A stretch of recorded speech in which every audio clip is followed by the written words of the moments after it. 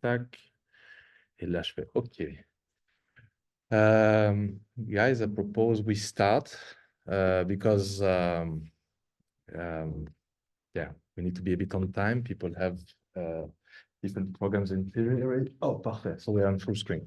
So hi, welcome to the Open Field Lunch, the landscape habitat of the HRC. I will just briefly, shortly introduce the concept of this lunch and then give the stage for our contributor and participator.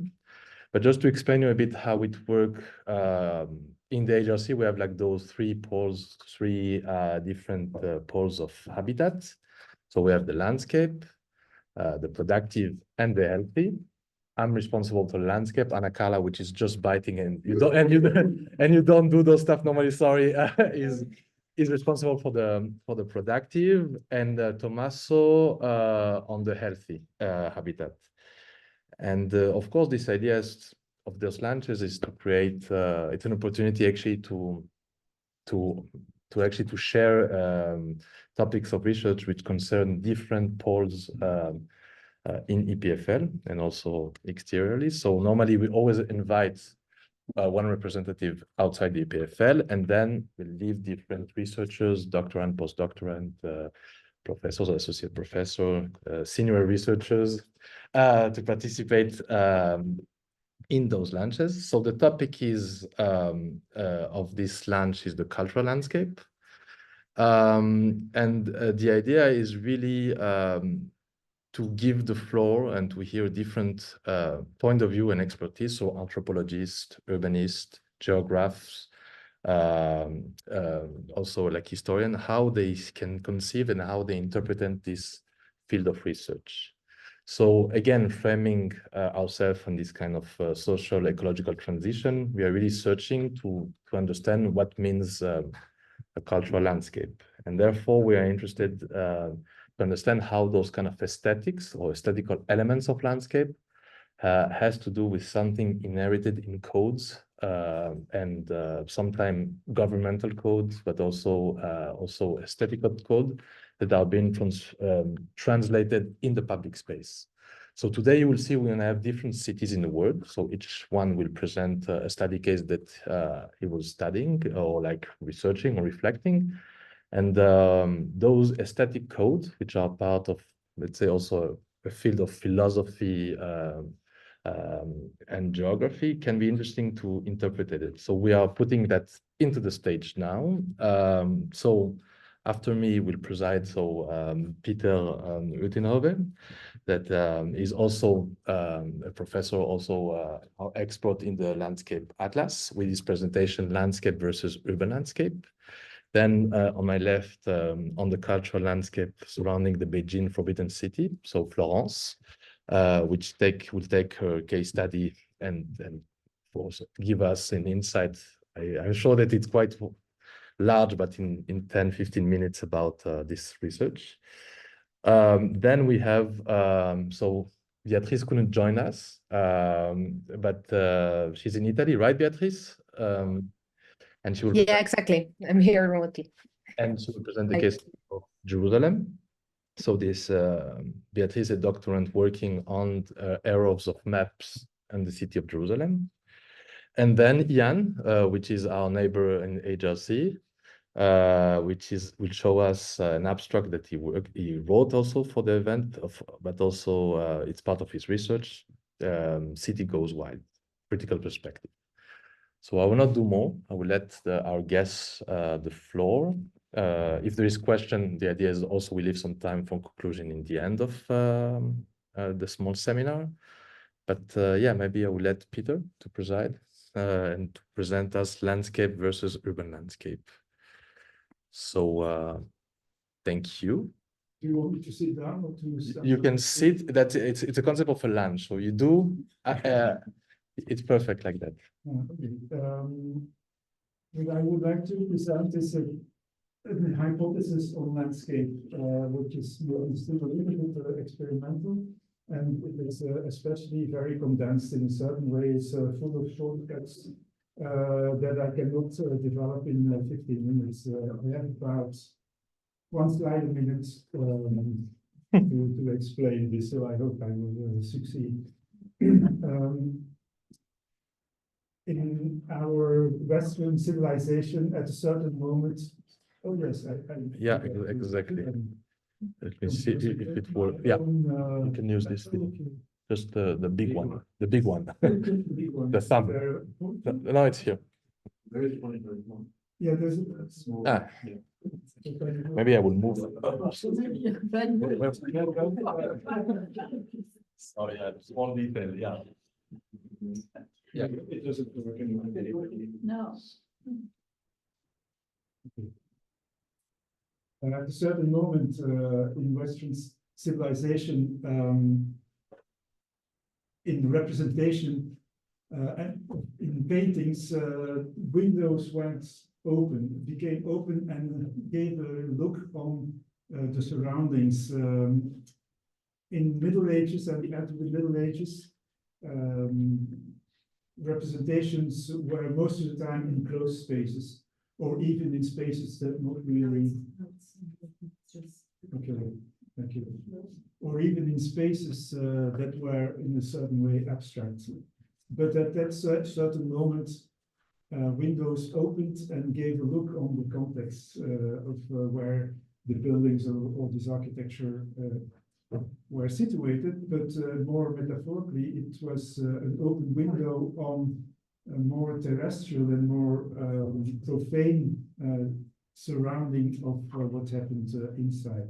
Also, you can say in the minds, in a certain way, windows went open to look to the world and to have kind of first projection on the world in terms of possibilities of intervention in the world.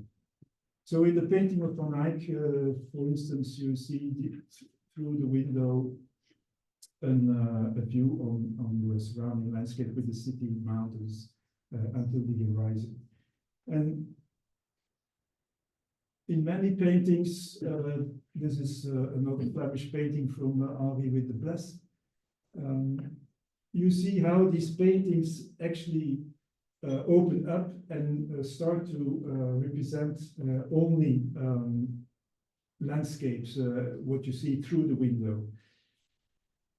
Most of the time, in those times, these landscapes were natural landscapes. Because my hypothesis, what I want to tell today, is that this representation of landscape is in opposition with urban landscapes that we know since more recent times. And my hypothesis would be that the landscapes that you see in representation, like these paintings, can be called landscapes, whereas urban landscapes maybe cannot be called real landscapes, and I will explain why. These landscapes are constructed in a very strict way. There are three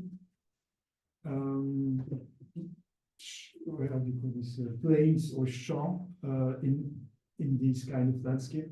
I want to stand up because I cannot talk. There's always a first plane here, the first ground. This is actually where we stand as a subject, as a viewer. And there's a second ground, which is the middle ground, which is the closed context of where we stand. When this is the lieu where we stand, or the place where we stand, this is the context of the place where we are. And the third element, which is always present in these landscapes, is the horizon and the very distant ground, you can say, where you see mountains, and which is always a little bit blurred and more blue or green like. So, yeah, there's this one. I give another example from Saveret, where you have the same, you have the foreground, where you stand as an observer, which is my place, where I am. And this is even represented with this little figure here, who is drawing the landscape. you have the middle ground, and it shows also how you can go from where you are to the middle ground, and from the middle ground, how you can go to the horizon. So there's always a kind of an overview, a kind of rational structured landscape, but a structured landscape that gives you the physical, geographical, spatial possibility of a connection between where I am and the horizon, where we can go, where we want to go. Or the inverse, from the horizon, how you can come from the horizon to where I am. A little bit later, another type of landscape. This is a Dutch landscape, again, foreground, middle ground, and horizon.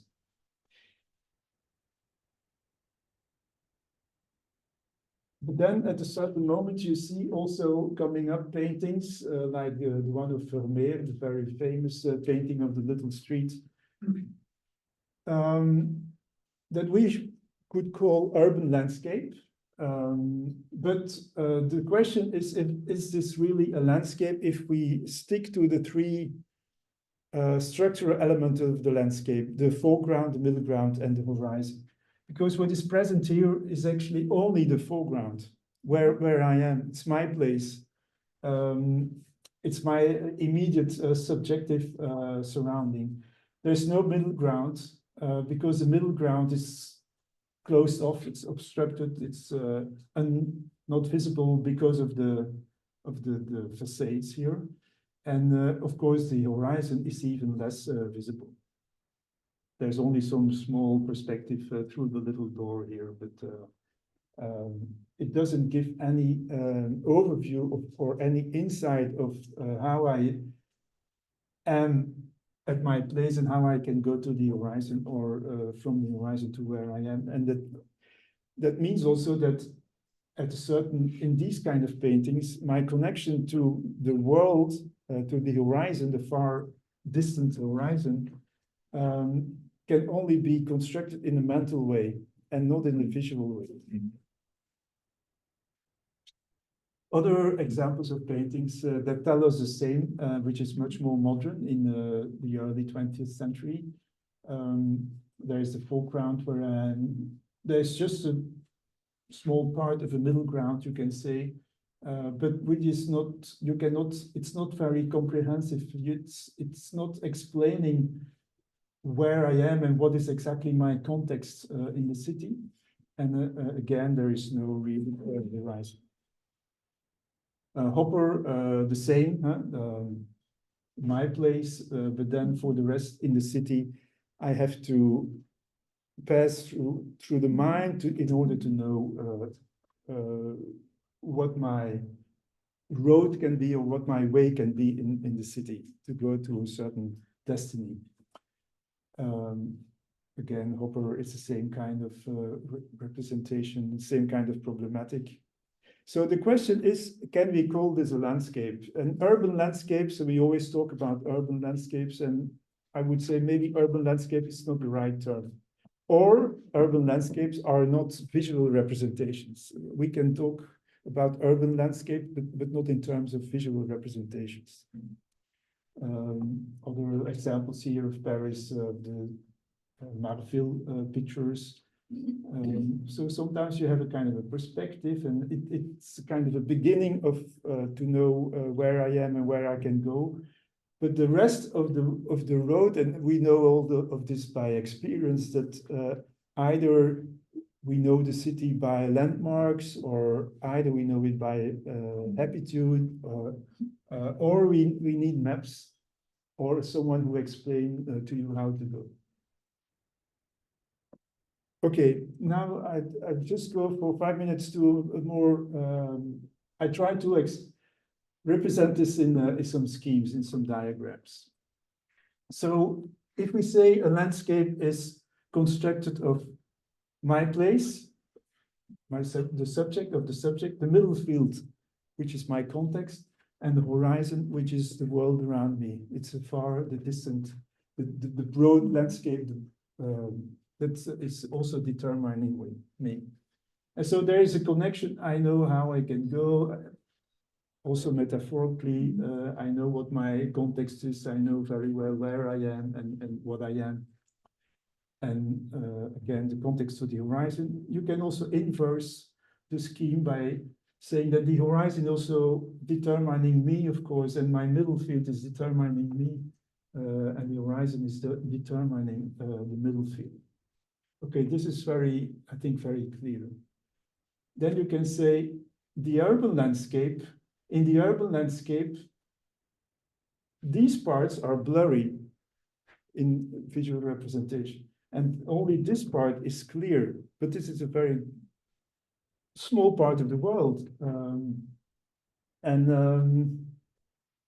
also in the other way, I don't know exactly what my world is. So how can I know my world? So when I go further, everything what I have been telling is about what is called in visu landscapes. And this is Alain Roger, you know, he has his book, Théorie du paysage, where he makes the difference between the in situ and the in visu landscapes. In visu landscapes are represented landscapes, paintings or photography or so. In situ landscapes are the landscapes where we really are. When I'm in the middle of a field or on a mountain, the landscape is around me. It's not represented, it's there physically. So in visu and in situ landscape. What I propose is also to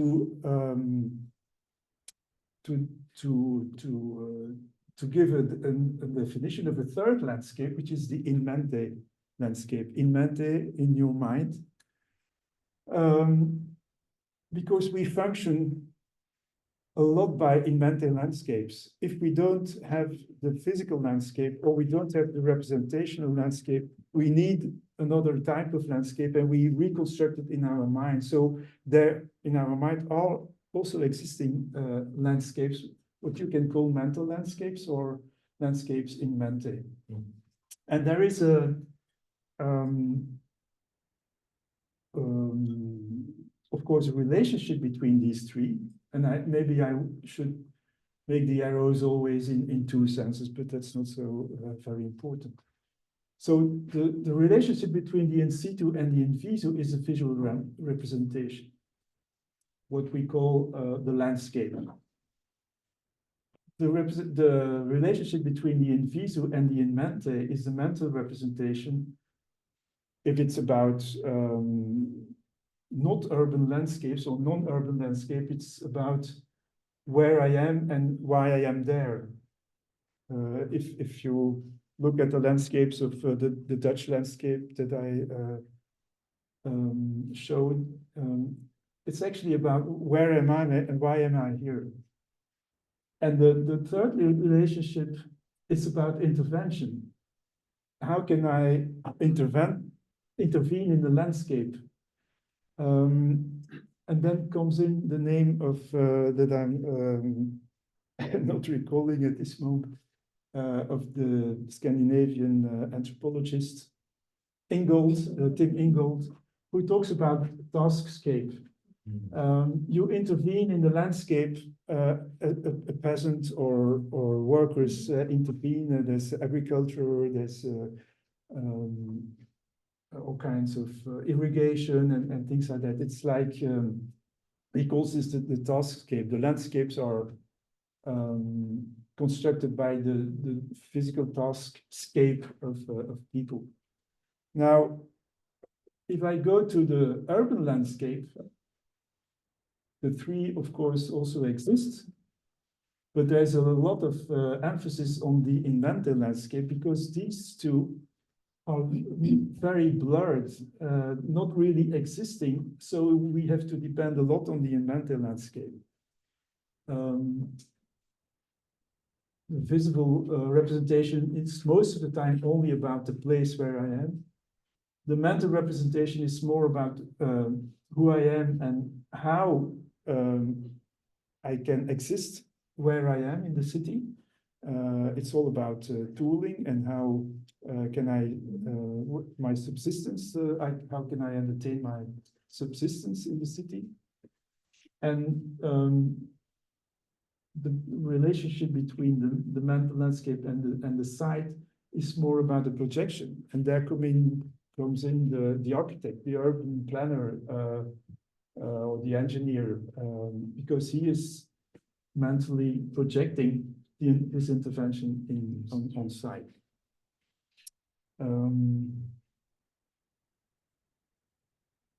Okay, this is my last slide. I hope I'm not too long. No, but I couldn't break it because perfect, Peter. Okay. It is not yet completely finished, but I think it's a first.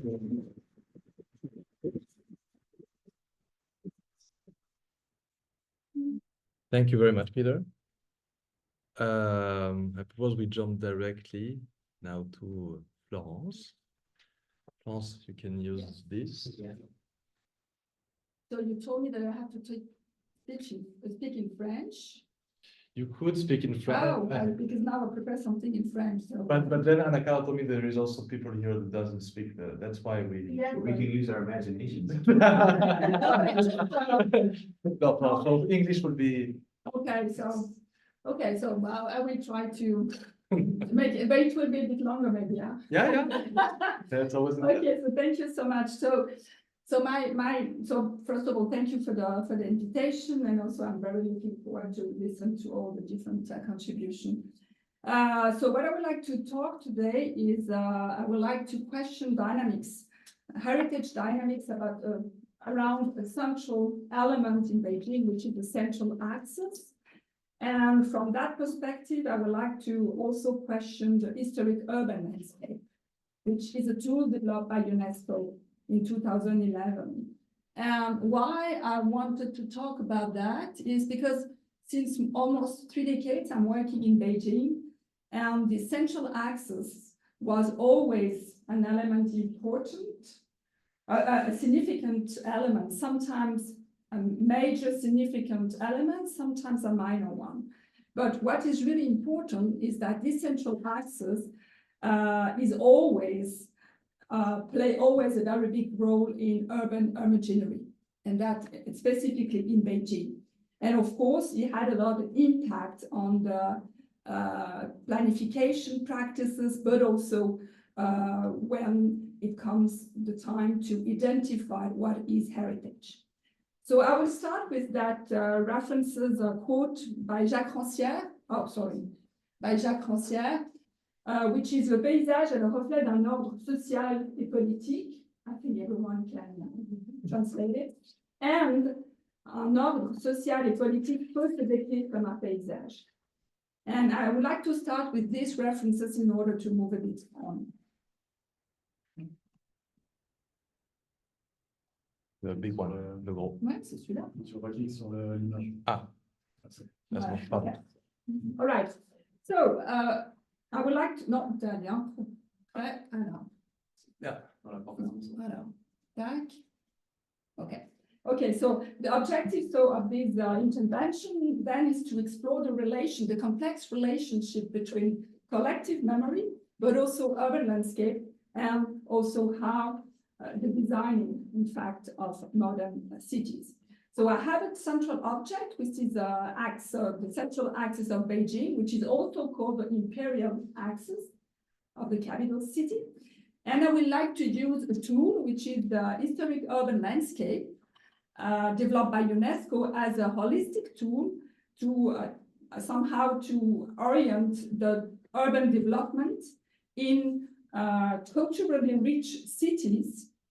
And also what is quite interesting with that tool is that this tool is really meant to really focuses on a people-centered approach toward urban spaces. And I think that is also something quite interesting to my point of view. So what is about the central axis? So the central axis is a spatial order that is developed, divided in different political and cultural spaces. So you can see here, you have the central space of imperial power with the Forbidden City. Then you have around spaces for defense and security.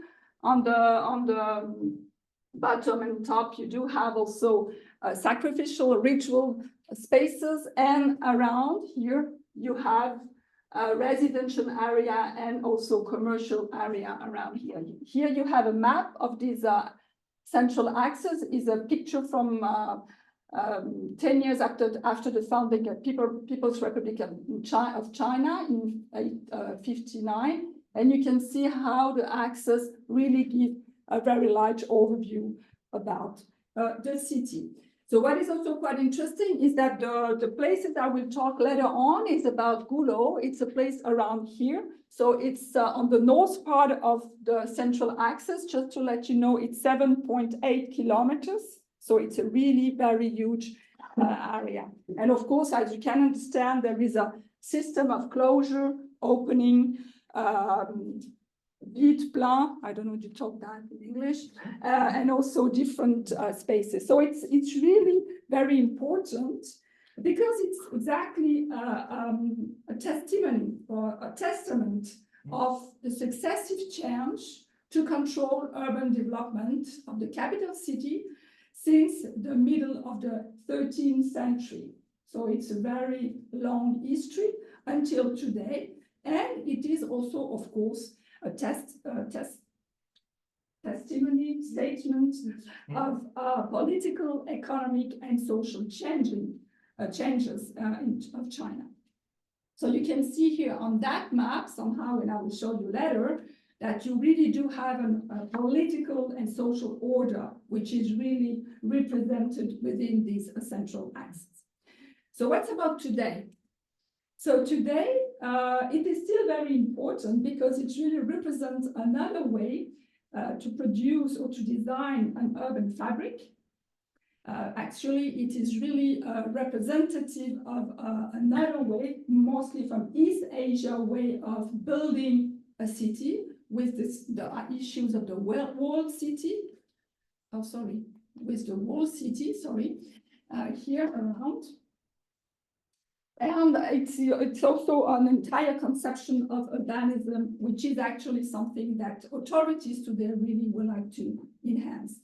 With the venue of the 2008 Olympics at the early 2000s, the municipality of Beijing developed a lot of different projects to renovate the place, to preserve some area. And of course, all these projects has a very deep impact on the way of living and the way of habiting to live within the city. And all the neighborhoods around these places has been regularly transformed. There were a lot of projects starting from here, Dashalar and Tianmen. Then they started Chichahai, Gulo, Baitasu, and today Tianmen. And the municipality, since the beginning of the 21st century, really started to develop and to transform some area in order to enhance this central axis. And why they wanted to enhance this central axis is because this central axis was a project, a new project to develop a new candidature at UNESCO. So in 1987, the Forbidden City was inscribed on the World Heritage List. And then in 2010 already, they started to develop this central axis as a nomination file to UNESCO. It was quickly rejected, mostly because here on the place, around the Place Tiananmen, during the 40s and the 50s, there were a lot of transformation. The main transformation is that Mao Zedong wanted to introduce a revolutionary axis and not the imperial axis to transform the city. And there were around this area a lot of communist buildings called the 10 major buildings of the 10 years of the foundation of People's Republic of China. And so at UNESCO, they have decided that it was not a coherent somehow element to be developed and to be inscribed on the list. What also is very interesting is that, as you can see now in 2024, they are resubmitted after the first rejection of this candidature. Between these 10 years, the nomination file was put in the list of waiting list, let's say, from the Chinese authorities, and they have developed since 2008 up to 2022 a lot of transformation around all the areas I showed before here. So all these kind of places that has been totally transformed in order to enhance the central access. So that's one point which is quite important to say. Then what I want to show maybe more closely now is to make a small focus on this area, Goulot. I mentioned to you it was the north part of the central axis. When you do have two important tower, the drum and la cloche bell, sorry. And what is quite interesting is that since 2010 and 2012, there were two successive projects which was developed by the municipality. In 2 years, they have developed two projects. Why? Because the first one totally failed. The first one failed. And what is quite interesting is that the municipality wanted to impose a code dating back from the Qianlong era, so more than 200 years ago, and they wanted to totally transform this area, that's a picture from the 50s, to renovate it as it was somehow with the aesthetic models, the aesthetic norms of 2000 years ago. Of course, there were a lot of conflict, a lot of controversial issues, and the project I have developed since 2015 until 2020, more or less, we try to do really a lot of deep study within that area.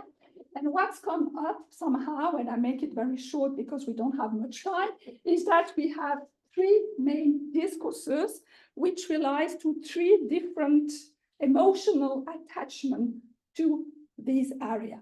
The three discourse, the first is from the official, the second one is from all the activists and preservationist experts, among them a lot of architects, for instance, but also NGOs and local scholars. And then you do have, of course, the residents. What is quite interesting, and I just make it very synthetic, is that all the three discourse refers to another temporality. The official refers to the past, this map. The activists work on the present, so they were really looking very carefully to all the transformation of the materiality of the city. So they have launched like a website where people could make pictures to show the differences, what has been destroyed, what has been renovated. They worked also on the entire, let's say, road system, structure, etc. And of course, they were very much focused on the present, what's going on now, how to preserve that place. And local residents were much more toward the future, what they will do there if they are relocated, for instance. And their main concern was neither the map or the building, because the building, as you can see here, is very poor. The building, traditional courtyard, were not much renovated, but they were looking, what the main concern was really the everyday life, the communal everyday life places. And in terms of attachment, what we have developed is to see that, of course, the official had a very poor attachment to that area, because for them, the main concern was the central axis. So it was somehow subsidiary. The preservationists really were very much attached to the buildings, structure, and local residents were very much attached to the intangible, somehow cultural heritage. Okay, so that's the central axis, and now I just would like to finish on that. With this central axis, I would like to reflect on two words, which in French doesn't mean the same as in English. In French is héritage, what we do care about, what we want to preserve, what makes sense for us, and somehow heritage, patrimoine in French, which is much more something which is a definition of what has to be preserved in terms of landmark, in terms of norms, in terms of issue. And what we are looking through this central axis is to see to what extent this transformation and this enhancing of the central axis can or cannot do within the entire area. And so what is for us quite important is to see that with the analysis of these discourses around the central axis, it was for us important to understand the internal dynamics of these two notions, so heritage and patrimoine. And sometimes you have a conjunctive link, so heritage and patrimoine somehow enrich mutually, and sometimes it's just totally separate itself. And that is really, it may produce rupture. Mm. So to finalize, maybe in conclusion, just to sum up, so for us, what was quite interesting is to take the historic urban landscape as an operational category, to see that it has mobilized both heritage or legacy and patrimoine, heritage in English somehow, what we do care about and what is represented. But what we could really observe is that it engaged very multiple stakeholders that with different perspectives, and of course, it revealed a power relation linked to values, and the values can be, of course, different type of knowledge and also conflict of expertise, because you have the authorized discourse and you have somehow the minorized discourse. And of course, the minorized discourse were, in our case here, local residents, but also experts, not from the official, let's say. And what I would like to finish with that point is to say that what we could see, or what I would like to share with you, is this idea of how heritage discourse is used, is still used specifically in China for developing political and social projects, and to what extent heritage somehow is used as a social engineering, because it has really deep impact on local. Okay, sorry, I didn't prepare it in English, so I had to look for the words. So sorry.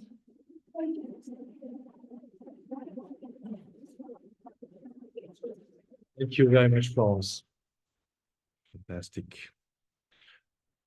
Yeah, I'm just following up, so I will leave the floor now to Beatrice. Beatrice, you would like to share Perfect. the sound? Can we connect to here, maybe? Yes, we can, but no. Okay, I shared my screen. I don't know if you can see it here. Just a second. The Yes. sound, you go to the Cisco.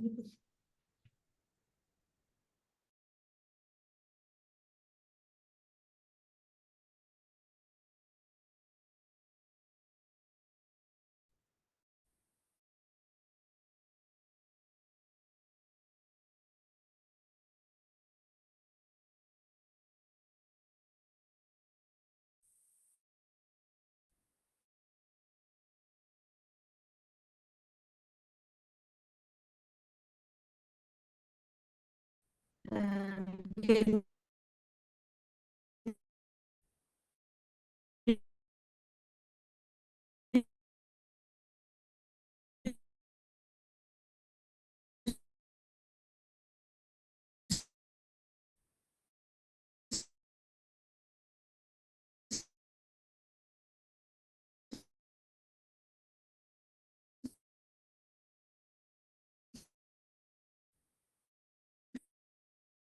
speak again?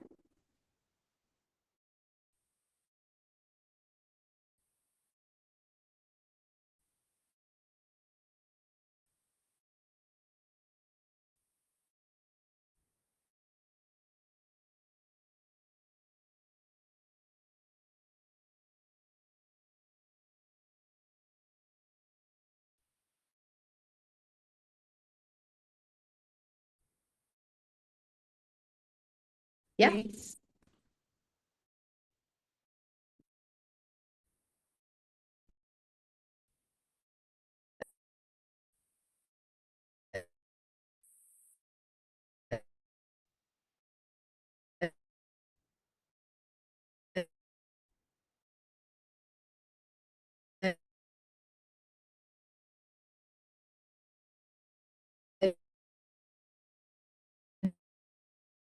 Do you hear me?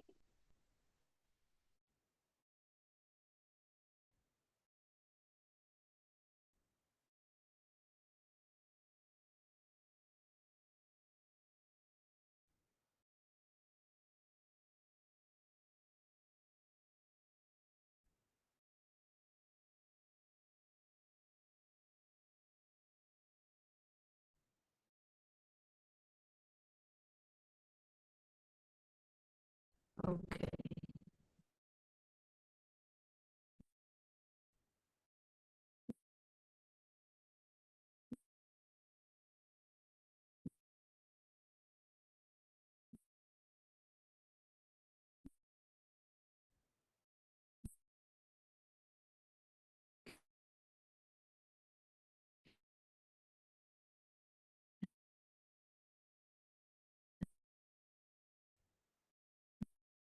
Not hear it.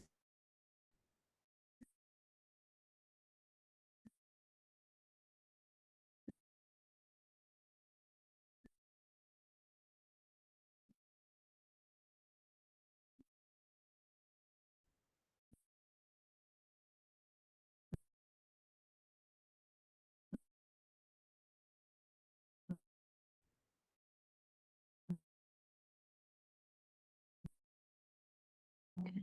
No.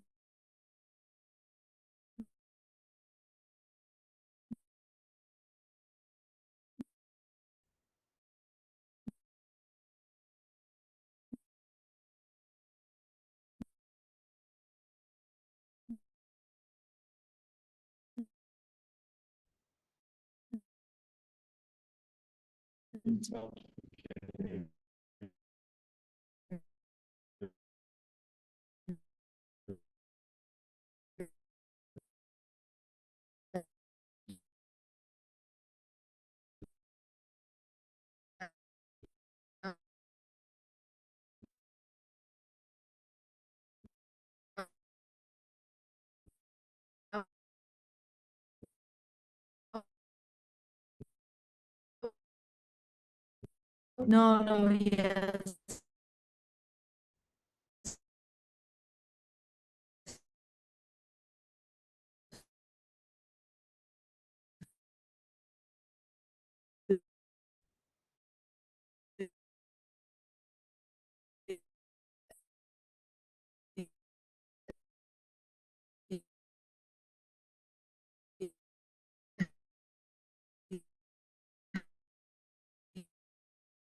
Just want to With the, the computer one. yeah. Okay.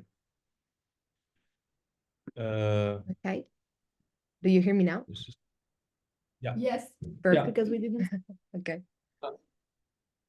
that doesn't matter. Okay. Okay, great. Thank you.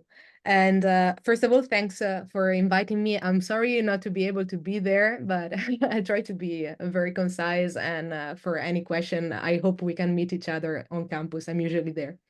So I'm doing my PhD at EPFL in digital humanities with Professor Kaplan and Isabella Di Leonardo. And in my thesis, I'm working on the urban evolution of Jerusalem between 1840 and 1940 through the lenses of cartographic sources, and in particular, Western cartographic sources. And today I would like to talk to you on how this kind of material can give us information about the evolution of the landscape of Jerusalem in this period of time, not only by the content of it, but also by the errors that they contain. So first of all, why is this? I don't know if you see the next slide. Can you see it? Not yet. I think it's stopped. Wait, I can try, because I see also the screen. I can try to reshare it maybe. Let's see. Ah, you could see it? No, it's not now. Let's see. Yeah. Okay, cool. Now you see the, yeah, you can change it. Fantastic. So it's freezed. So I was saying, why is this an interesting subject, first of all? Jerusalem between 1840 and 1940 faces a great growth outside the walls, as you can notice from these two maps. So we passed from a situation of around 20,000 inhabitants to a situation of more than 150,000 inhabitants in a rather quick way. But this is not the only reason why it's interesting to study it. It's interesting also because this growth is also intertwined with the Western influence and a Western interest towards the depiction of the city and the reproduction of the city. And I think that this picture really exemplifies what I mean when I talk about an interest towards the reproduction of the city. At a first glance, you may think that we are looking at a picture of Jerusalem, but I think you can start noticing that there are some discordant, dissonant elements in the picture. In the background, you can see a ferry wheel. There are some buildings on the right that don't actually fit with the architecture of the city. And the reason is that we are not actually looking at Jerusalem, but we are looking at the biggest architectural model ever built of the city in scale 1:1, built for the Louisiana Purchase Exposition in the US in 1904. And this same intense interest towards the representation of the city is visible also in the great amount of cartographic sources that arrived to us from this period of time. In fact, for these 100 years, we have sometimes more than one map per year, which means that we have a great density of information that we could use to try to map what happened on a urban point of view in terms of growth.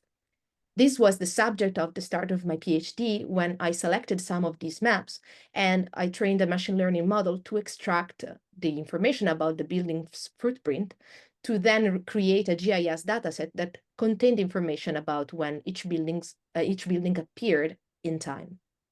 Then this kind of information can be used to create a diachronic model in 3D using procedural model, which can be useful, for instance, to visualize what's happening, but also to quantify the growth itself in a volumetric way. But I anticipated that this model is actually built on a selection of maps. And the reason why we need to do a selection of maps is because this particular case study has a peculiarity, that a lot of these maps, especially the old ones, are rather incorrect and deformed. And for this reason, if we want to process them automatically, we first need to kind of filter out the maps that we think are the most reliable ones. But now comes the question, what if instead of discarding these maps, we started taking them as actually an interesting element, and we started studying the errors as the element to gather information from. And in the next part of my presentation, I'll try to convince you that actually errors in cartographic sources are extremely interesting for us because they can convey additional information. But first, we need to take a step back and to understand why this particular case study is so filled with sources that are either deformed or wrong. And the reason is actually in their origin. The maps that we are considering are produced by Western travelers. So they're produced by people that were not actually living in the city, that had a limited amount of time to conduct their surveys, and sometimes limited accessibility over places. And this has two main consequences that affect each other. First of all, if doing a survey is something that is costly, a lot of these travelers would rely on previous information, either partially or completely. Then these travelers had a limited accessibility and a limited time, which meant that for some areas, they kind of introduced errors, sometimes inadvertently, for instance, by having to survey an area from a distance. And just to let you understand a bit more what I mean with error, I give you one very big example of one. So here you have two maps that are coming from exactly the same year. So one of the two is done 2 years before, but we can consider them mostly coeval in terms of informational content, and they are depicting the same area. The thing is that you can notice how the structure of the roads and the ways that buildings are depicted is actually not compatible with one another. So we know that at least one of the two must have some wrong information. And from coeval sources, we know that the first one is most likely the one that has the correct information inside, or the most correct information. So now, following the idea of focusing on the errors, we can try to see what we can discover if we focus on the wrong map, let's say. And the first thing that we can do with these maps to discover more about the reasons behind their errors is to go and look at their travelogues, because the majority of these maps actually have this text with them that describes the process of exploration. And in this particular case, we don't actually discover so much, besides the fact that the author is kind of trying to explain too much about the area, is saying that the area is filled with ruined buildings and dwellings, and we don't maybe know so much about the context of his visit in this part. But the interesting thing starts to happen if we try to match this error with the previous maps, to trace when the error originated, at least partially. For instance, we can see that the right part of Kiepert's map has a lot of common mistakes with the 1835 map from Catherwood, which itself is derived from the 1818 map from Sieber, one of the first topological surveys of the city.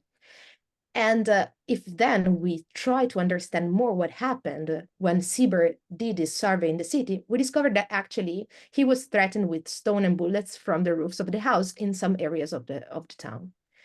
This tells us that with this kind of studies, for instance, we can make some hypotheses towards which areas were the ones where external travelers had more difficulties in terms of accessibility.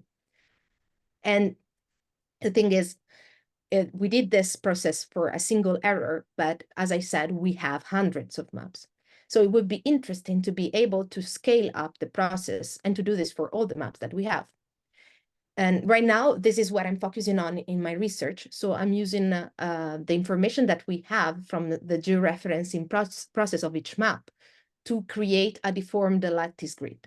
And from this deformed lattice grid, we can obtain what you're seeing in the slide. That is a matrix containing deformation vectors. And these deformation vectors give us two things. On one hand, they can tell us which are the areas that are the most deformed. But on the other, they let us study also the patterns of deformation in all the maps. And we have the possibility of comparing those patterns across maps. So the first information that we have, the intensity of information, is interesting because it can work as a marker for us and for historians in general. It can tell us, in other words, which areas could be the most interesting to study in this sense. On the right, on the left, you can see the most simple example of this kind of deformation. That is, the topology of the roads is consistent across the maps, but we have a representation that is highly deformed in terms of survey. Still, even if the information is correct, this can point us to some extent to problems of accessibility or to other reasons that brought the authors to this kind of misrepresentation. And on the right, we have an example that is more similar to the one I already showed to you. That is a real problem of topological consistency, since the structure of the road in the map from Kiepert in this other area is inconsistent with the other coeval ones. At a larger scale, once we create these deformational maps, these deformed maps, we can study the way in which areas are represented in terms of scale. In other words, we can discover which areas are represented as bigger than reality or as smaller than reality. And if we combine this information, for instance, with our hypothesis towards the accessibility of areas, this can tell us a lot, for instance, about what is the connection between being able to access a place and the perception of its scale. And in a broader scale, again, if we then compare the maps with one another, having this deformation can let us draw a sort of cartogenealogy, that is, to discover what are the genealogical connections between the maps, the copying correlation, either partial or complete. And in other words, to discover which author copied from whom and which part of the map. So in conclusion, the deformations can act for us as a way of doing a distant reading when we have this big data set of cartographic sources in a sort of dense way temporally. But they can also act in an interesting way as a sort of marker for the maps to then apply a close reading ourselves with the sources. And every time we dig in the past and try to understand more about this error, the more we can actually get to a sort of hidden layer of history. And if we then compare and do a cross correlation of all this information, we can also understand more about which author copied from whom and draw a sort of cartogenealogy of the maps. A bit what philologists are doing with text, but in a visual way. Thank you.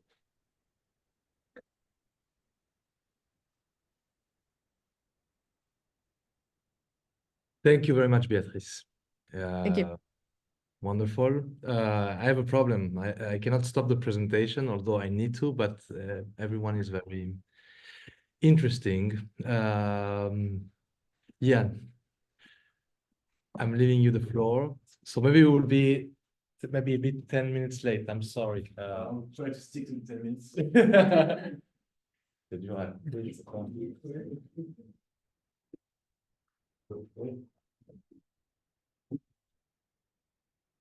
So I'm Ian Florence. Thanks for having me. So I'm a new postdoc at the Land Lab, which is also a new lab here. I'm on the 4th floor, so please come visit me. Yeah, the nice office. Yeah, and my office is nice. Some people will join me later this year, but for now I'm quite lonely. It's good to be invited. So thanks for the opportunity, Ben. Of course. So I'm going to present the project that I will work on for the next 2 years here at EPFL about urban rewilding and try to connect it with the topic of the day, with the concept of unintentional landscape that I will use in the project. So it's 1 month old, so it's very preliminary, but I hope it will, make the project be known and have maybe some synergies with other people from HRC. So to tell a few words about urban rewilding, it's a derived concept of nature conservation from the concept of rewilding, which was created, let's say, in the late 1990s to create very large so-called landscape scale nature spaces. For example, in Lapland in Sweden, like this picture shows you. And it's based on the idea that the less human intervention you have in those spaces, the more the nature will be rightly preserved. So it's kind of a, let's say, hardcore conservation. If you say, take all the spectrum of all the conservation approaches in the world.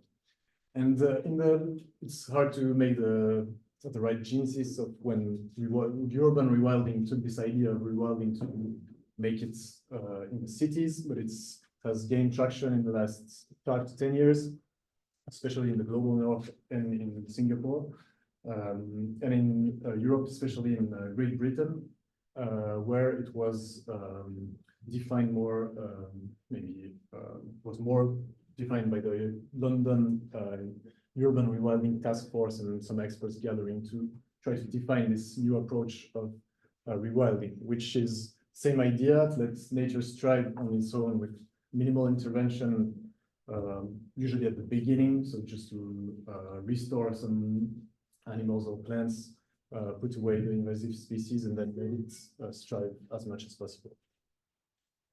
So the goal of my project would be to explore how this new approach to urban nature conservation participates in the construction. So that is, I'm a geographer. I don't know if there are geographers with construction of nature from Bruce Brown. So that is more the symbolic but aspects of how nature is constructed as symbol. The production of nature, so more on a neo-Marxian approach of how uneven development creates such marginal spaces. The research strategy would be a case study on the urban, the Rewild London Fund, which is a big urban rewilding project going on in London right now. So to connect with the theme of the day about those cultural landscape, literature has not used the concept of landscape that much to address those marginal spaces yet. So there are a couple of concepts that were used, but that I think are not good enough or could be replaced by the concept of landscape, which would be maybe more interesting to use. So on the more famous one, the most famous one maybe is the wasteland from the English literature, Brache from the German side, which is used more in the post-industrial context in Berlin, for example, or East Germany.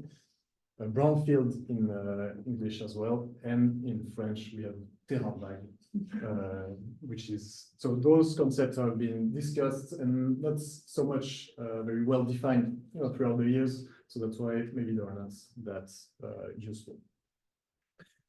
The first person to kind of tell people, yes, exactly.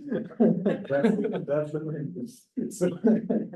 So Matthew Gandhi, so this guy on the right, who is a very prolific and interesting author.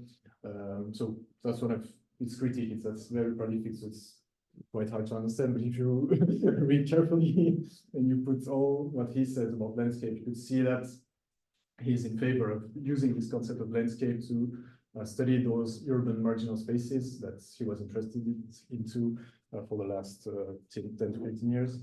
So I very much rely on his work to try to conceptualize notional landscape that I can use in my own projects.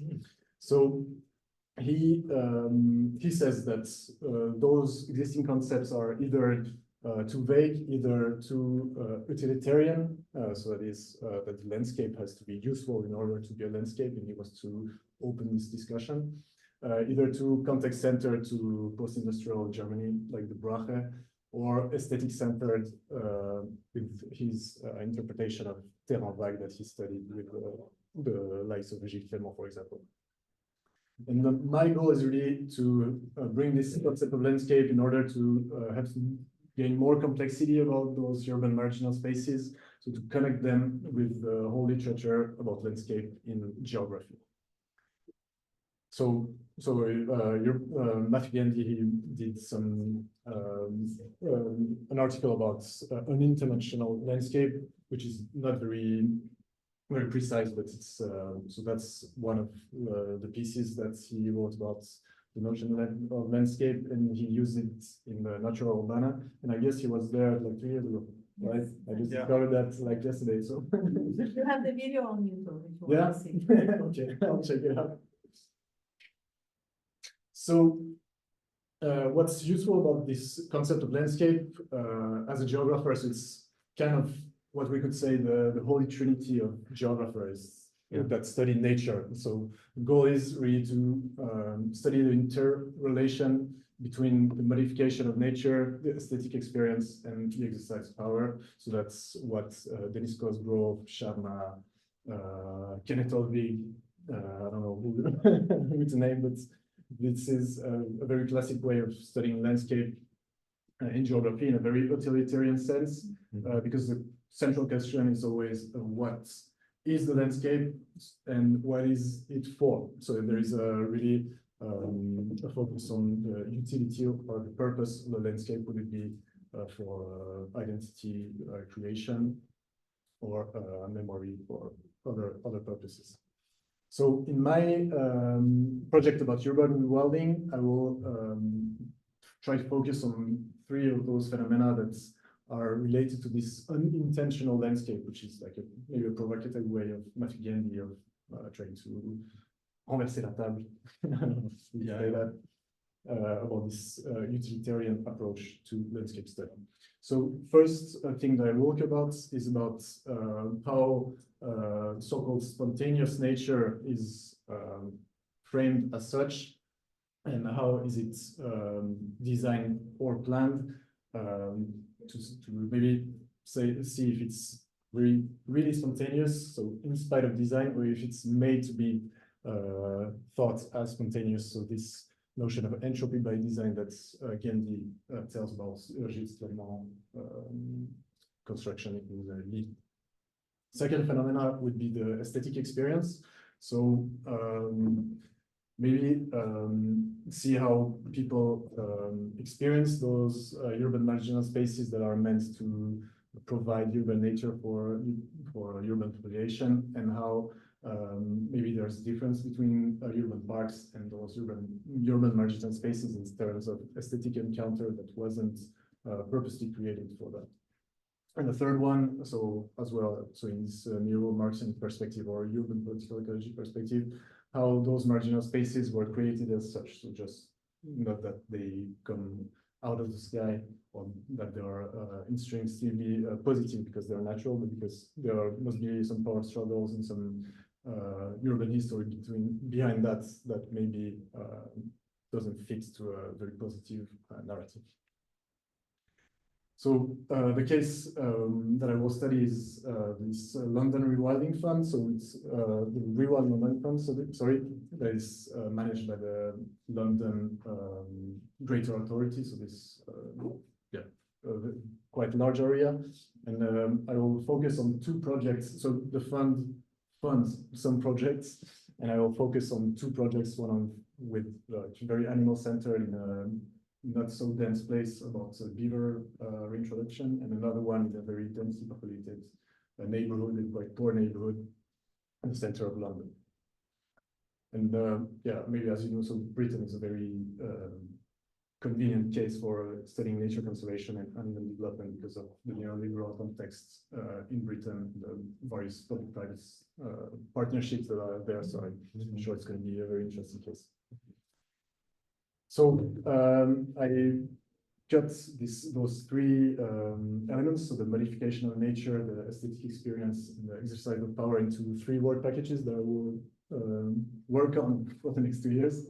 So the first one regarding the modification of nature would be how urban rewilding uses this wilderness category that has been widely studied and widely used by geographers and anthropologists and a couple of other disciplines, and to see if this approach of urban rewilding reactualize or changes this notion of wilderness that is looks very radical in how they frame it, but how this category is constructed as such, and how it can circulate inside those projects as boundary objects, or in a way to see if it's urban rewilding is something new, or if it's just another declination of urban nature that has always been there. So I'll do that with a survey and try to have the breadth of arguments about what urban rewilding is or should be, to see if there is a coherence inside one project, or if it's just too vague to function as a proper concept.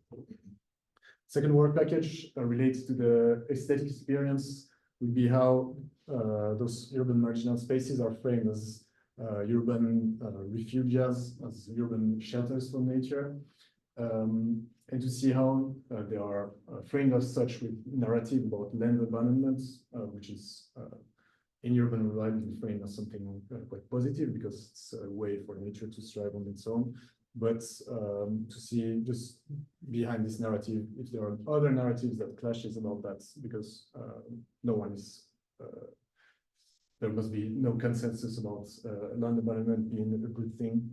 So to see if there are a clash of narratives about the land abandonment itself, and about the positiveness of having direct contact to nature, because urban rewilding literature says that urban rewilding can be quite negative in terms of invasive species, mosquitoes, etc., or visual discomfort.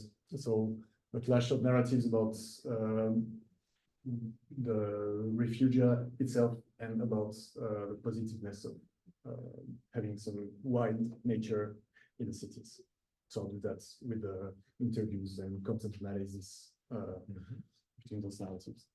And the third package related to the exercise of powers would be a more classic urban political ecology perspective. So about how in this quite neoliberal context in Great Britain, how public partnerships are put into place to implicate the local populations in these urban rewilding projects. So there's a critique about local populations being transformed to service-free or voluntary service providers or nature stewards. So there's a whole critique about the neoliberal governance of nature conservation. So I could see how urban rewilding fits or doesn't fit into this English governance model.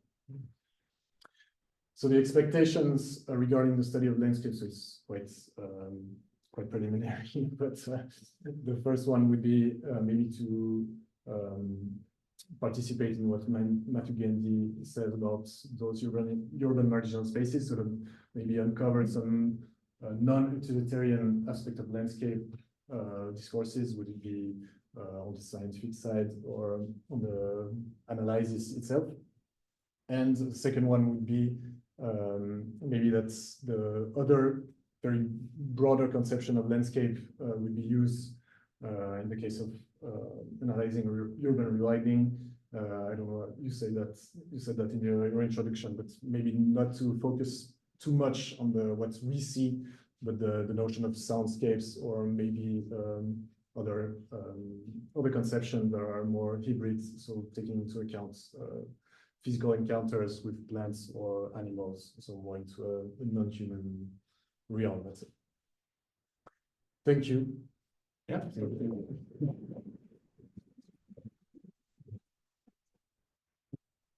Thank you very much, Jan.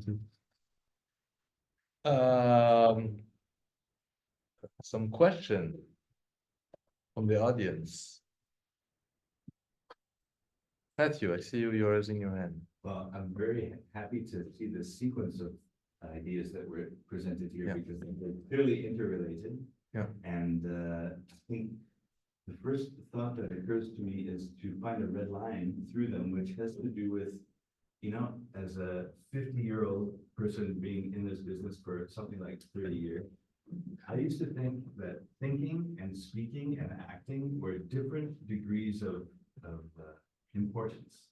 But now I realize after many years, thinking and speaking and acting are equally important, and really on every level.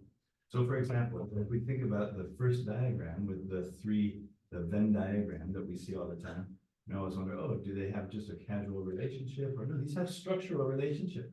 So in other words, it's very fun to think, if we could make it a little bit more precise, the Venn diagram, we say there's no, there's a landscape, okay, is a environment, and then there's society, and it's not outside of the environment, so it's inside the environment. And I used to think very clever, oh, the economy is inside of the society. Well, it's kind of true, but it's not really true, because society is always transforming the landscape. So the economy is this kind of edge condition between society and environment. Now that's a diagram we can talk about. So similarly, I think with the sequence of ideas, I found it very inspiring, this reading of the 3 layers, and it's a visual reading. And it reminded me of the fact that it's probably true that the landscape was the origins of the term landscape. And this was specifically referring to the cultivated landscape that was being painted. And so when it was drawn into English, it was about the paintings of landscape of the painters.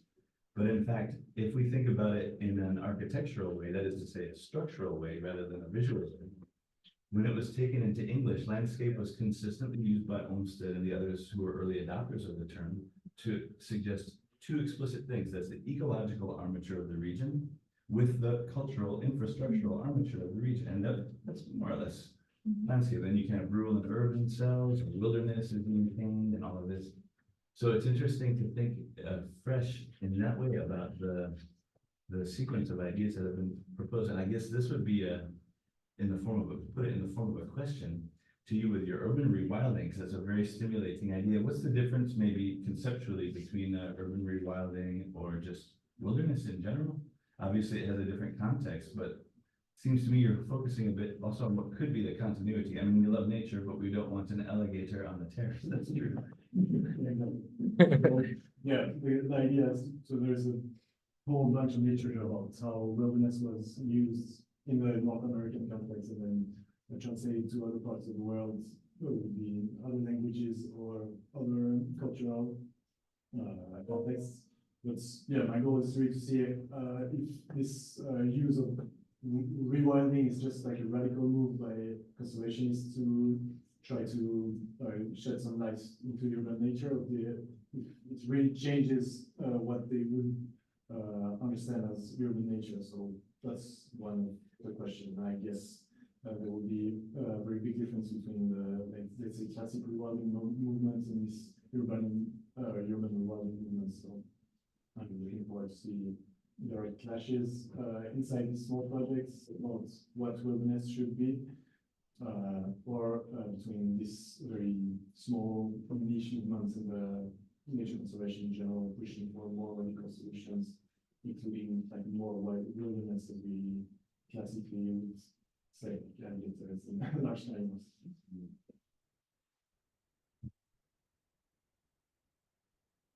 Yeah. Yes. Thank you for the presentation. But I can't make one question for all of them. I'd like just to start with Peter for a question. I was really intrigued by your proposal, which is really reading different visual representation, in particular artistic one, through a very, very long time frame, from the Renaissance to Sironi, and the scheme you propose is quite common for the reading. I was just wondering myself, the starting point is the window. So this, is there something that can be not only related to the history of representation and the instrument of representations as perspective, but something which could be related to more structural conditions to shape the territory, explaining that what was not represented before in its physicality now comes to this representation. I mean, you say there are changes in techniques of control in nature at that moment, ecology, but is there something related to the changes for the how can I say, the society who is working on agriculture, in the fields, in entertainment, or not? Feudalism is always there, maybe, but I'm just reading. I don't ask you to answer me, but if it is, my question is relevant for you or not in your proposal. Is it relevant? Is historical consideration or not? No, landscape is a historical notion also, and you cannot you have to distinguish between different kinds of population and classes using the notion of landscape. And from the beginning, there is probably a group of people that is not using landscape. It comes from a more aristocratic or artistic or bourgeois environment, and an urban environment probably, as also Alain Roger is telling, and other writers, that the notion of landscape refers to the consciousness of the land, where agriculture or peasants are not conscious of the land they are working in the way that they do not represent it as land. just Yeah. kind of a physical Yeah. landscape. Huh? Mm. Whereas at a certain moment, there is a division of land, there is ownership of land, and there is the consciousness of that more abstract level that you own land, that you can represent it, that you can look at it, that you can enjoy it, and that you can experience it. And then that's where the landscape as a notion starts at that moment. But by the way, in Roman times, you already had representations of landscapes in Pompeii, and you see beautiful landscapes actually painted as frescoes on the walls. But then it disappeared in the Middle Ages, and it came back at the end of the Middle Ages when there was a new class of people who was more wealthy, who had more time, who had leisure time that was coming up, and who could start reflecting on the environment. So it is, you have absolutely have to make the difference between social differences. Yeah, there's so much to tell. Yeah, What I it's a found huge what I thing, found very collecting. interesting at the end also of the presentation, when you were presenting Hoopers and other more contemporary painting, is also within urban landscape, is also the fact that we could really see how the subject became more important. To me, I mean, as I saw it from the different painting you show, suddenly we can really see how, of course, there is these different layers, different grounds, but we can really much more have a perspective on the subject of the. Yeah, it goes And- together. Yeah, exactly. And I think that was very interesting to see also how, In of perspective. exactly, it focused much more Geographical perspective on the human. comes from the Yeah. invention of the subject, and Yeah. yeah, absolutely, yes.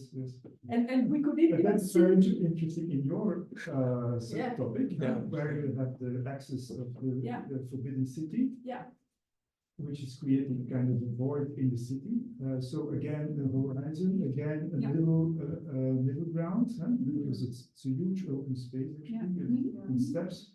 Whereas the surrounding areas is a labyrinth of footholds and Yeah. little houses, where you have no overview or no horizon actually. So the lower classes have no landscape, and the high class has a Yeah. kind of an infinite landscape. So it's And- the same.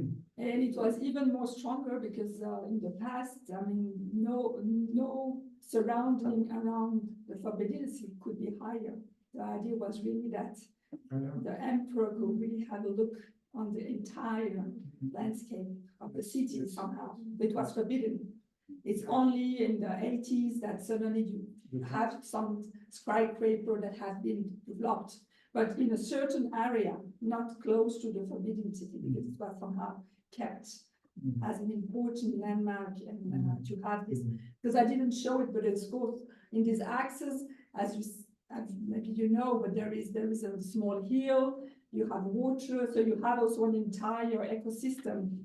So how the man It's world in itself. yeah, exactly. It's a cosmological somehow organization of the city that somehow reflects perspective from the sky somehow. And it's yeah.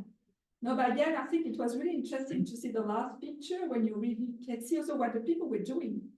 Yeah. For instance, in the little what was the name of I've written the Vermeer with the little street. Suddenly we start to have a look on more precise activities of the people, and not only someone who paint a landscape as it was in the beginning. So more focus on the human being. Maybe this is a good moment to question a little bit what you said before, that you didn't think the farmers saw the landscape as beautiful. I think I've lived among farmers. They're not educated. They're not dull-eyed beasts. They see beauty very well. So I think this idea of urban class, we have to understand that's ruling class. That means it's colonial class, more or less. We have to say it's rebranding. So if we say there's a peasant in a hinterland, you have to ask, are you a peasant in a hinterland? I bet they'll say, no, those are colonial terms, in fact. So we've got a mental landscape we project onto them. I think this is exactly where the conversation needs to be. That's very exciting to see this discussion, because I think it really comes from what you said. It's the park in our head as much as it's the city in our head. How many people constitute a city? Well, there's no consensus about that. We're talking about qualitative differences. A certain number of people come together, a certain constellation of services and amenities and accessibility to nature.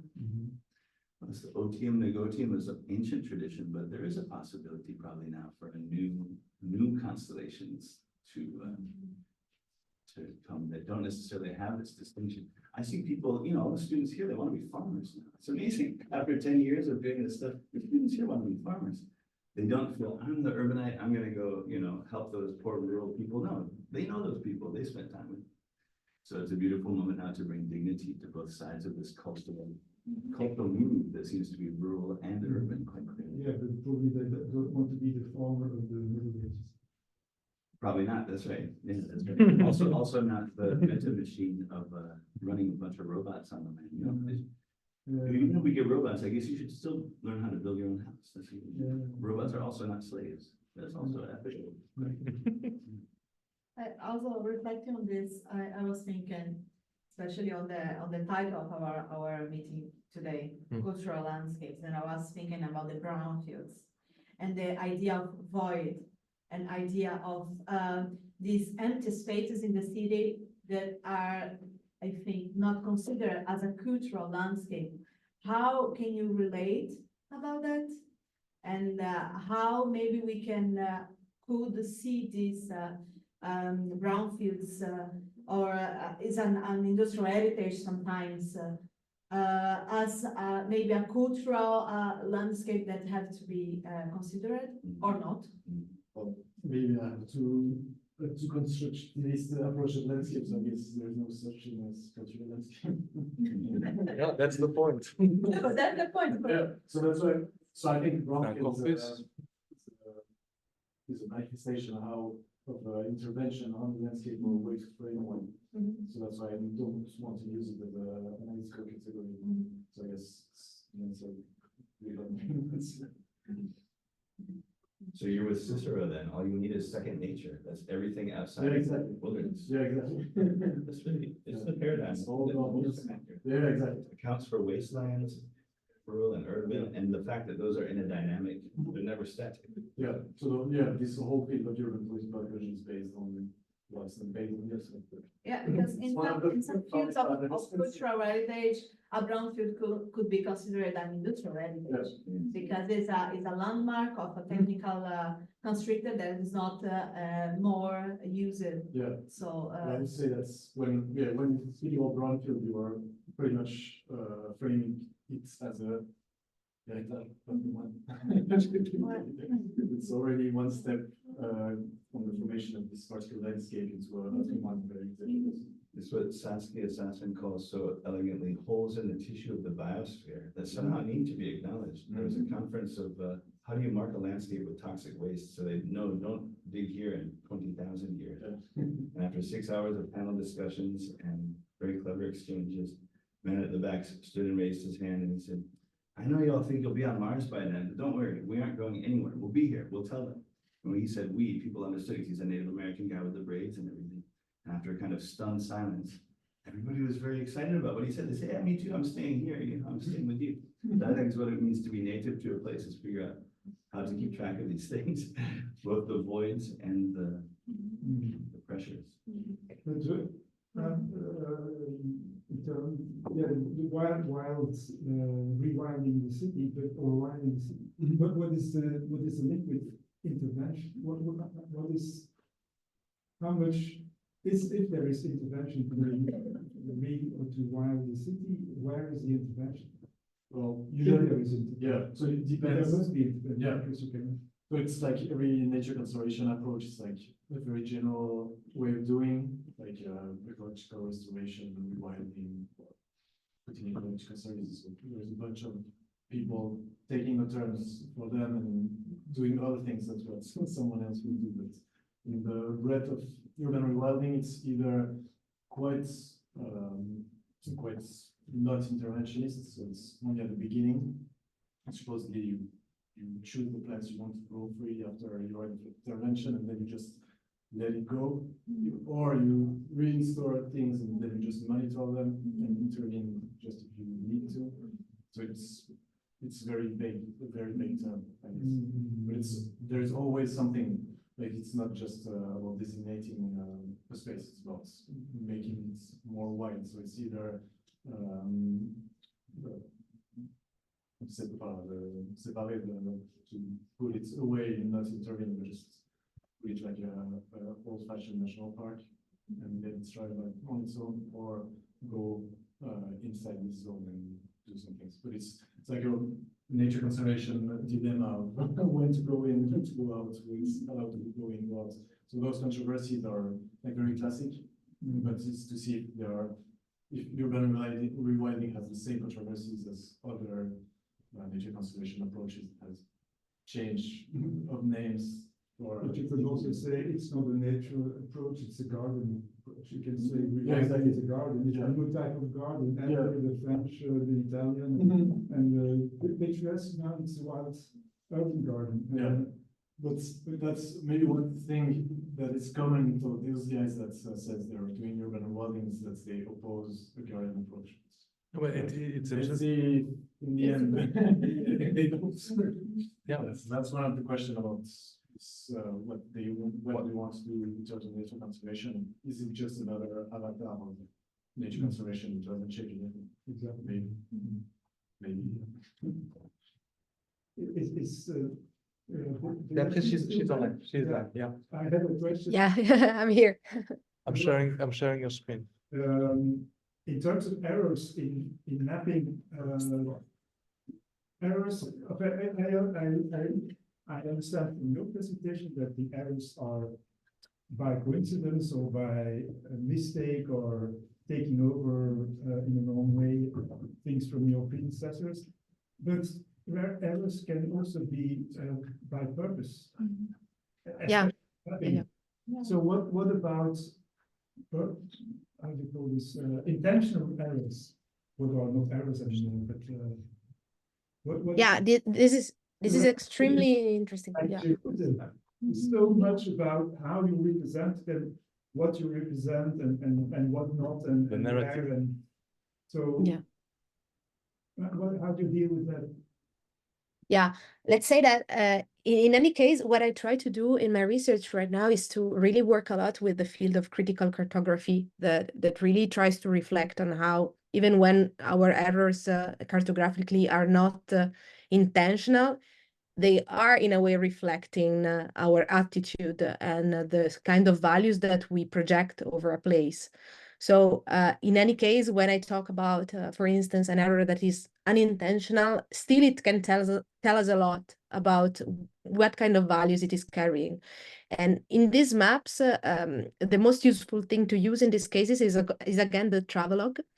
And one thing that we noticed is that in a lot of the maps that carry a lot of errors, the terms that are used in relation to the wronger places, let's say the mismapped places, are often derogatory terms or terms that really are judgmental to the locals, which is even more interesting because it can tell us that these errors are actually also connected to this projection of values towards the territory. And apart from that, we don't have any more certain ways of evaluating the, let's say, the level of intentionality. One other interesting thing that we have to explore this introduction of errors and the reasons is also the accusations that the authors do to one another, because we have to imagine that since we have a very dense mapping, we have a lot of people at the same time working in the same city with the same objective. And they sometimes are arguing with each other in the texts and claiming or accusing each other of having made a mistake. They don't reason so much, or they don't introduce what are the reasons behind, but this can be useful, for instance, to also trace these schools of thought and maybe also the biases behind. But yeah, we have to work in there indirectly, let's say. But I will go a bit even further than only values. It's really political. Absolutely. I Yeah, mean, yeah, absolutely. it's not many. It's a colonial tool at the end. It's a way of reshaping the territory also. Yeah, and that has been shown very much by many social scientists, the uses of the map to reconfigure a social order. And I think and that was very interesting when you show the differences with the different neighborhoods, with a quarter, Yeah. Muslim, Christian, etc., and you show the differences and the possibility of error. I mean, if you refer this error to the person who has developed the map, designed the map, you can know a lot about it.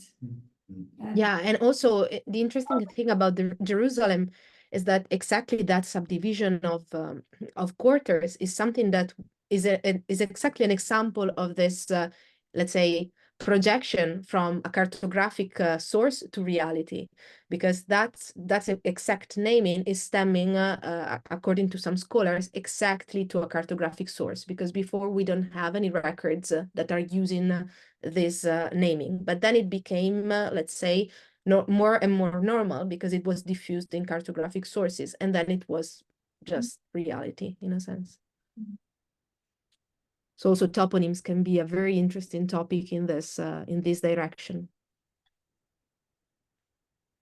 It was very novel to see your use of color in comparison the different maps that you had.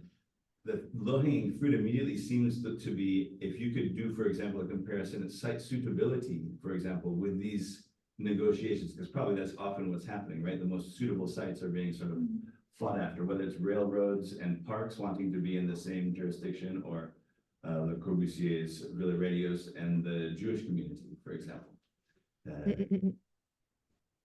Is that something that you're working on towards? Do you have anything in your horizon? You mean for the visualization point of view, the use of like color coding and this kind of tools? Typically thinking of using your method of color analysis in comparison or correlation with other modes of visualization like that you could start to layer readings in a suggestive way, for example, about site suitability or waterfronts. Yeah. Well, I still didn't work on that, and the visualization that I showed and this kind of layers are mostly really, let's say, an output of the mathematical things behind. But I still didn't work, let's say, on the more, let's say, on crossing these layers. But it's certainly something really interesting because it's a way of indirectly gathering some information that we usually would discard from cartographic sources.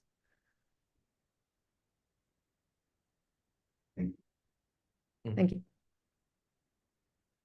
So Anna Carla is making me some signs. Oh, can I just Yeah. add another question? Yeah. Because I don't.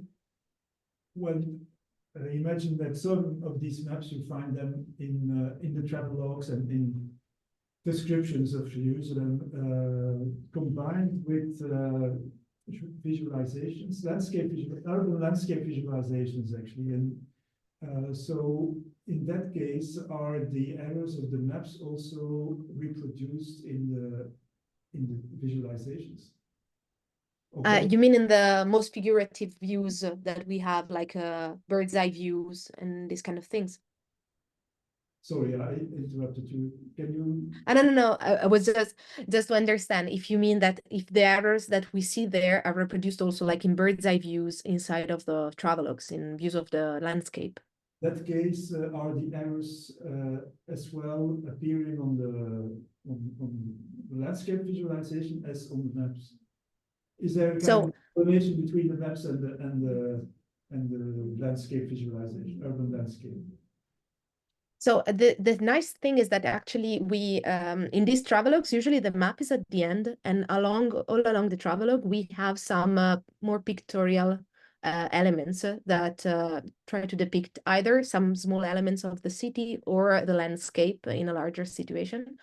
I didn't analyze them in depth, but probably in the big representations of the landscape, I guess that invention is very likely. or at least these kind of landscapes can be very useful on a cartographic point of view, because what we know from the travelogues is that a lot of this surveying was done from the highest places around the city. And these depictions of the landscape were sometimes exactly the tools that then were used to derive the mapping. So even in the case where they are kind of correct, they can tell us about why an error originated, like what is the position of the surveying element. And I mean, in the moment where we only can access one high point of view, this also causes, in a sense, the distortions of some areas around. So in this case, landscape becomes, in a way, the surveying tools where accessibility is not allowed. But I think that, yeah. Yeah, and just to add to Sorry. it, is what I think is also interesting is exactly this kind of distortions of information. It's also a distortion of history sometimes. Yeah. And sometimes those surveyors will imagine places that are not existing because they were never there. So if you take Jacques Coutin's map, let's say it's the cartographer of Napoleon, he never visited areas, but they are editing imagining errors. So what I found it very interesting in what you're showing, especially on the colorized map, is maybe you can find actually patterns of asymmetries. So it's places that are always being forgotten in a way. And why are they forgotten? Why there is names of villages that you will never find their name after that? I mean, I think that's what's fascinating in the last, kind of like maps, that series of maps you showed, that there is patterns of landscapes power. You understand where stuff are very clearly represented, and there is like what is names, are villages, and so forth, that you will actually will be taking slowly out of the map. So in the end, the map is actually a tool which you can see actually, the resonations of power. So Yeah, absolutely. And the interesting thing is that we actually do have these patterns that even when two independent, like let's say if we use the tools that philology gives us for thematics, we know that if two authors make two different errors, we can assume that those two errors are independent logically. But there is a pattern, a repeated pattern of errors in the same areas, of different errors, which tell us that actually that area has something to tell us. For instance, the Mugrabi quarter in the southern part is basically constantly misdrawn. So we can learn a lot, I think, and I think it connects also with the concept that we saw at the beginning of mental landscape, because this is really like imaginary, and it's interesting to see. Also, like I still don't have all the explanations, but I find it interesting, the decision of saying, I don't know how a place it is really, but I decide to invent it instead of, for instance, saying that this area is not mapped. So yeah, I have a lot of open questions. I think that maybe you have to make the correlation between the chronology of map making, the techniques of it, and then they started to have aerial views to make mapping and photographic urban landscape. Yeah. It's the German fleet. That's the Germans. Yeah, from 1917 we have the first aerial views, and from them of course the amount of error really decreases. So this is a technique that has a lot of sense the more we go back in time. But the errors are still there sometimes, and this is even more interesting because in that case we have an aerial view. So there are sometimes elements that are not consistent across maps or consistent with the aerial view. And we don't know sometimes if it's because it's a new urbanization and it may depict a project rather than reality. So there are different explanations usually, but of course, the more we go towards, let's say, recent times, the more these deformations are shrinking and can give us a bit less information. No, it's a very interesting discussion. We should link this to the others also, but what is for you your most objective data that you have, and the most old and most objective data that you have actually to as a reference, because you need a reference also as a researcher to look for errors, of course. And yeah, let's say that the objective thing that we use usually is really the deformation. So we start from the georeferencing process that is based on finding the homologous points between the map and nowadays data when possible. So if an element remained the same and can be found today and in the old map, we can connect the coordinates and we have the georeferencing data. If we do this in a dense way, then every map has the possibility of having this deformation field. And we just really use the deformation field as a way of connecting the copies together. But when you have this deformation field, one other thing you can do is segment the areas that have the highest deformation. So this is, let's say, the most objective thing we have in a sense, because what we do is to try and not look directly at the image itself, but to use the information of its, let's say, matching with reality. But the process of finding the points, even though we are trying to test the methods to do this automatically, is something that we still do manually. So we manually find the points, the homologous points between, let's say, real world coordinates and points in the map. We hope in the next years to have a process that is more and more automated. But for now, it's something that, let's say, a person that has some expertise over the maps has to do. Mm.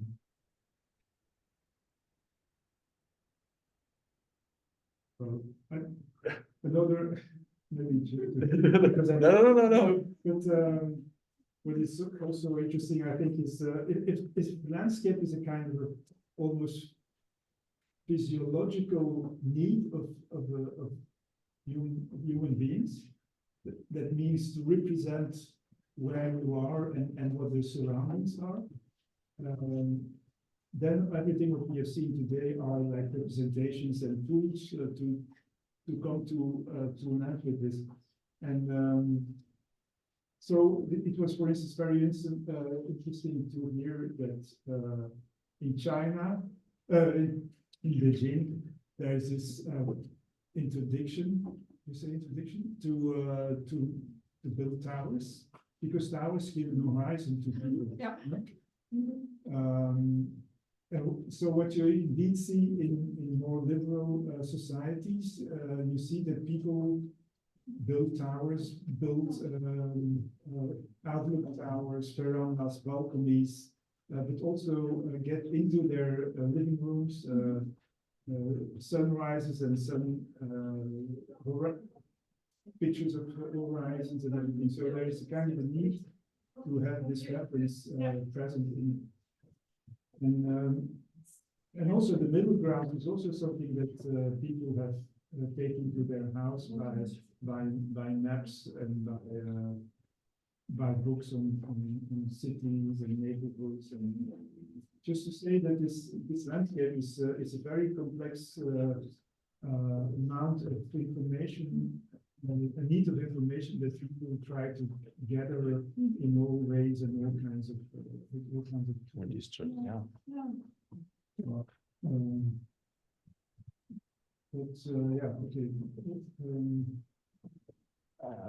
I would make sure that we will find a second round, because I think it's really the beginning of something extremely interesting. Mm-hmm. We have really the connection between different perspectives and different, research points. It's fascinating. Yeah, And finding the same conclusion in the end. Yeah. So to be continued, as we say. Thank you very much. Thank you very much.